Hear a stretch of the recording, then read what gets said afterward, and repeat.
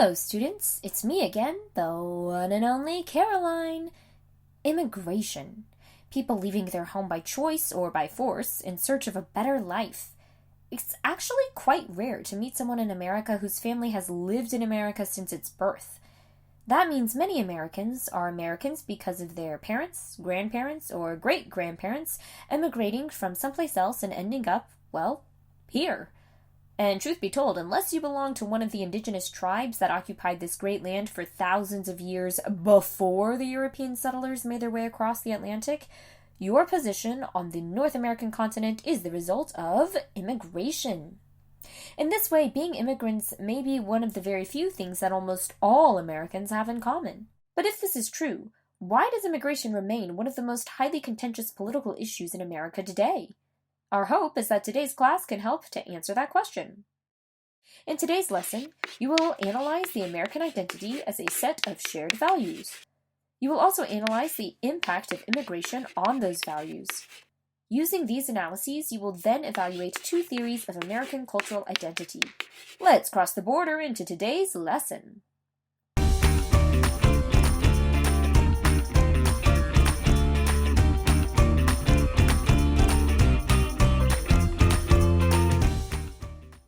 In the previous series, we looked at how the digital revolutions were changing our public discourse or speech, and also the way in which we understand privacy.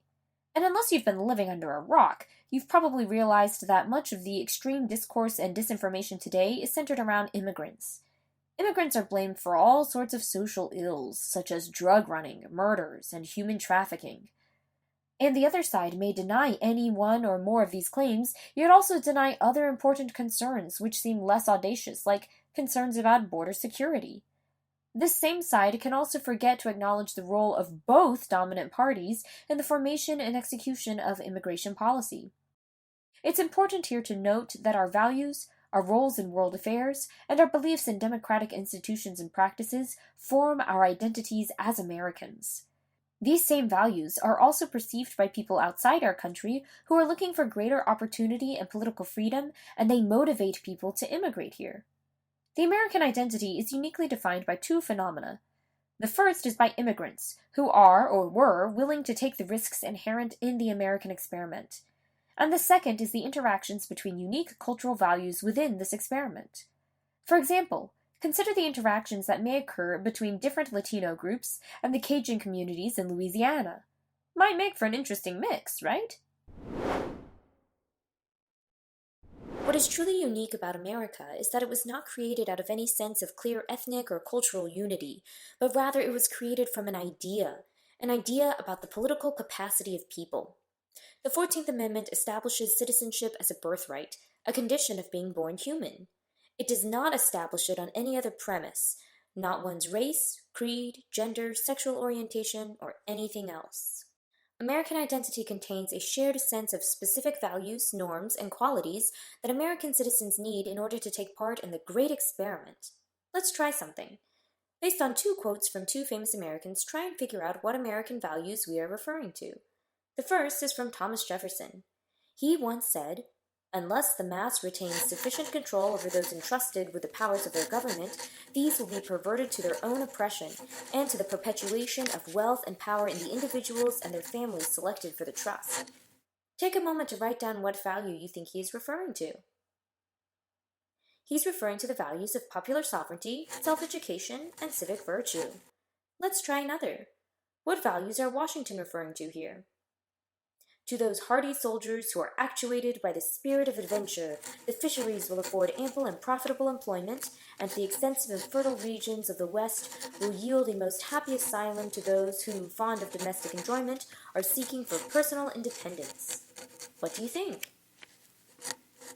Well, here the value of rugged individualism and the American dream are on display. According to Washington, an American is a person willing to take risks, work hard, and also defend the nation. In general, the American identity has been described as a set of core values known as the American Creed, namely individuality, equality, popular sovereignty, hard work, ingenuity, and rule of law. These democratic values encourage people to immigrate in search of a better life. The ultimate goal for anyone wishing to successfully integrate in the U.S. is naturalization. Naturalization is a process by which a foreign national can become a U.S. citizen. Although Congress has the express power to make rules concerning naturalization, all federal branches create immigration policy. Now, immigration policy has changed throughout the years, but it typically reflects the tension between our beliefs about America as a land of immigrants, as a refuge for the poor, and as a place of diversity. But it also reflects the resistance many people have against immigration, with some viewing it as a threat to our unique way of life. For example, in the late 1800s and early 1900s, there was a sincere belief that America was a land of immigrants, or at least a place of refuge and renewal. There may be no better emblem of this sincerity than the Statue of Liberty. In fact, in 1886, the Statue of Liberty was set in place and had the words of Ezra Lazarus's poem New Colossus engraved on it.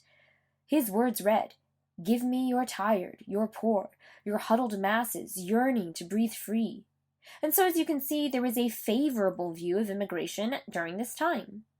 Yet at nearly the same time, the first clear indication or policies on what type of immigrant would be allowed into America arrived in the late 1800s with the passage of the Chinese Exclusion Act. This act prevented any future immigration from China. Check out the PDF for a deep dive into immigration law. Despite this, that belief articulated by the Statue of Liberty has led to the acceptance of more and more diverse peoples over time, resulting in a constant current of immigration to America. These immigrants are then expected to assimilate into our system of values, take the same creed, and add to our pluralistic culture.